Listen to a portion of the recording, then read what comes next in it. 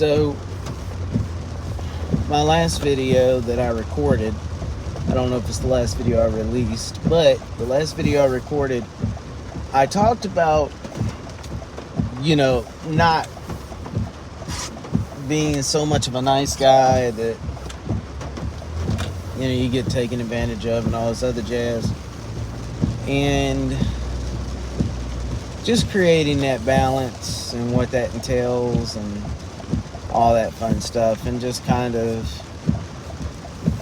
asking people what their thoughts were too, But I want to talk about another piece of it, because I mentioned how people take advantage, people hurt you, and it's all at our own allowance, because we allow people to disrespect us and all of these things, and we let things slide and so forth.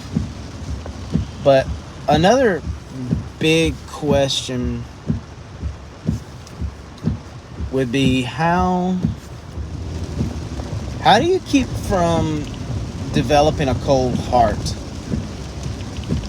Not just the whole nice guy thing or being a kind person, but how do you keep from having a cold heart towards people? Because let's be for real, some of the stuff people do to us, some of the pain that we are put through, some of the situations that we are put in, all of this, regardless of whether people feel justified in doing so. That's the other thing. Just because a person feels justified in making a move or acting a certain way does not necessarily make it the best route of action, especially if it's going to cause pain, detriment, trauma to the other person. So there's the question of how do you keep from having a cold heart, and how do you maintain a forgiving spirit and a forgiving attitude? And that, for me, I think is always a challenge. And in my prayer time, I'm constantly asking God to, give me a spirit of forgiveness.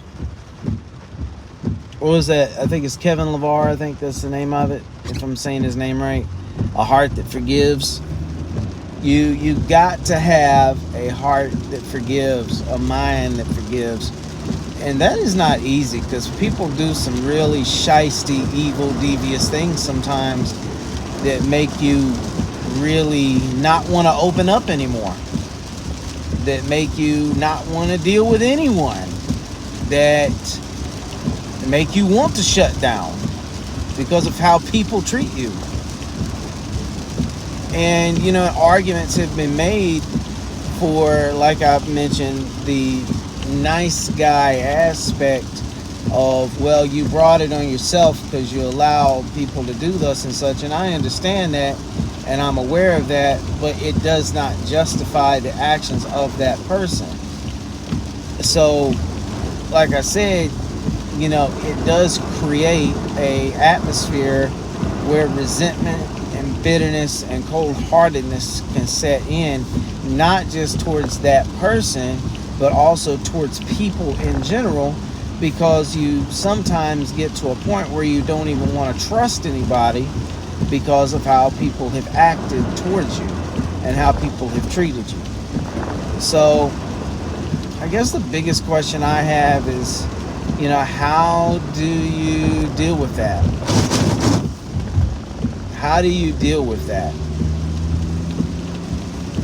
Because that's a serious thing.